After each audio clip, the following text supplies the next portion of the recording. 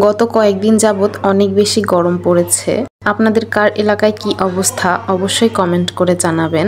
এদিকে আমাদের সিরাজগঞ্জে এত বেশি গরম পড়ে আর বৃষ্টি খুবই কম হয়, তো সেদিন অনেক বেশি রোদ ছিল। এদিকে একটু হাঁটাহাঁটি করছিলাম ভার্সিটিতে গিয়ে, আর দেখছিলাম গাছে অনেক ফুল ফুটে আছে। তো একটা ফ্রেন্ডকে বললাম যে একটু ভিডিও ক্লিপ নিয়ে দে।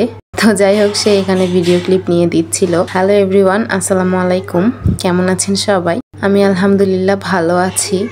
তো এই তো ভার্সিটি শেষ করে বাসায় এসেছি, খাওয়া দাওয়া করেছি। এদিকে রাত 10টার পরে হঠাৎ করে আমার চা খাওয়ার ক্রেভিং ওঠে। তখন আর কি করার, অগত্যা চা বানাতে চলে গিয়েছি। আর এই চা পাতিটা মাশাল্লাহ এত বেশি ভালো। এটা ওই যে সিলেট ট্যুরে গিয়েছিলাম তখন অনেক বেশি করে নিয়ে এসেছিলাম, তো সেগুলো এখন ধীরে ধীরে খাওয়া হচ্ছে। আর এই প্যাকেটটার চা সব থেকে বেশি মজা ছিল যতগুলো প্যাকেট এনেছি, এটা বেস্ট ছিল। আর সামান্য একটু পাতি দিলেই খুব ভালো হয় আর কি। চায়ের কালার আর স্বাদ দুইটাই খুব ভালো আসে। আর পাতির পরিমাণ খুব কম লাগে, চা পাতির কথা বলছি আর কি। তো এই তো রোদু শিখে একটু দিয়ে আমি নিজের জন্য নিয়ে নিলাম। চা খাওয়া শেষ করে তারপরে একটু শান্তি লাগলো আর কি, যদিও এত গরমে সবাই চা খায় না। তারপর এই তো আজকে সকালেও ভার্সিটিতে গিয়েছিলাম, আর আজকেও প্রচুর প্রচুর প্রচুর পরিমাণে গরম ছিল। এদিকে ক্লাস শেষ করে ফ্রেন্ড বলল যে চল ফুচকা খেয়ে আসি। আমি বললাম যে না, আমি কিছুতেই খাবো না। সে এক প্রকার জোর করলো, পরে সে নিজেই আমাকে ফুচকা খাওয়ালো। এদিকে একটা কাঁচা আম আমরা একজনের কাছ থেকে নিয়েছিলাম।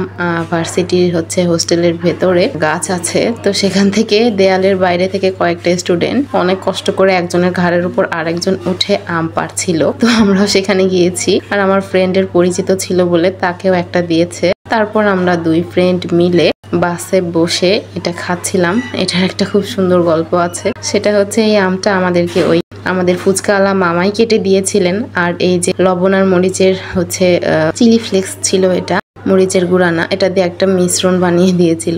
বিলিভ মি, এটা দিয়ে খেতে খুব মজা লাগছিল।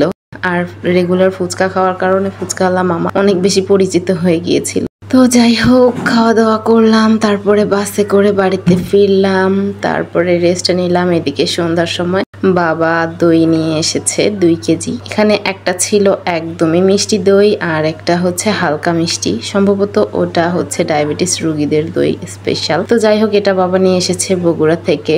আর বগুড়ার দই তো বুঝতেই পারছেন।